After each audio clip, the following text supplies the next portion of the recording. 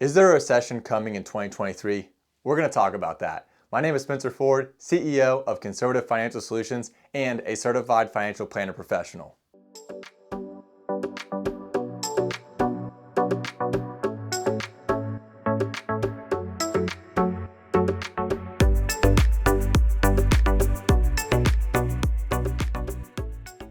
All right, are we headed for a recession this year? If you're looking for the short version, yeah, I believe that the evidence that we've seen so far points that we're going to have some type of economic recession in 2023. And if not a recession, we're certainly going to see most likely some type of contraction in the economy. Now, does that mean it's time for you to call your loved ones before the boat sinks to the bottom of the ocean? No, I don't believe that to be the case. The general consensus among economists is that we're headed for a much more shallow recession than we experienced in 2022, and certainly much shallower than anything we saw in 2008. For example, Brian Westbury, chief economist for First Trust Portfolios, someone I've been following for a long time, believes that the fair market value of the S&P 500 is around 3,891. That's a 5% decline from the time that I'm recording this video right now.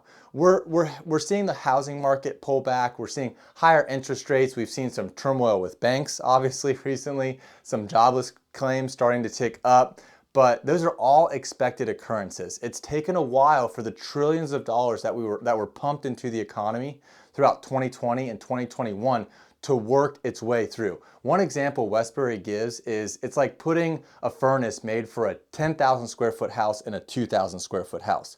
You're going to heat that house up really quickly, and even if you shut the furnace off, that heat is going to linger for a bit. And that's what we're experiencing right now in the economy and with inflation. We really heated things up with easy money being pumped into the system over the course of several years. The money supply has actually started to come down a little bit along with inflation, but that heat is going to linger for some time.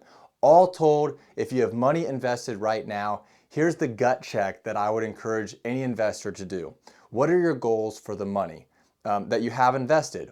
Are they long-term goals? Do you have the liquidity or income you need available to you right now to weather the storm a little longer? If your goals are long-term and you have the income you need secured, my encouragement would be continue staying the course. Now, I don't know your personal circumstance, so that has to be a personal decision.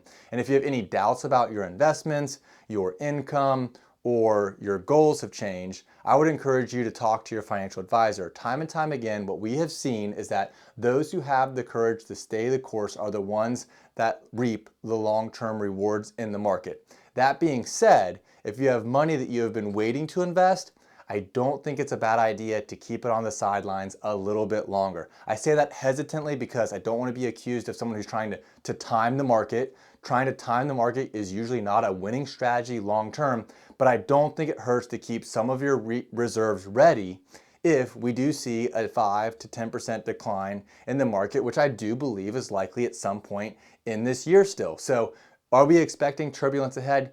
Yes, I just don't want you to be surprised by that turbulence, because people who are surprised by the turbulence are the ones that panic. You're going to turn on the TV and you're going to see headlines, and those headlines are going to say looming recession. It's going to say that the dollar is going to crash, that you should buy gold. It's going to say banking crisis, housing crisis, you name it, you'll probably see it. But for all the times the media have claimed the world was ending, they've been wrong every single time so far. So I just want to encourage you to stay invested, keep your long-term goals in mind. Is there turbulence ahead? I believe so. Am I still optimistic about the future of long-term investing? Yes. My name is Spencer Ford, and we'll see you in the next one.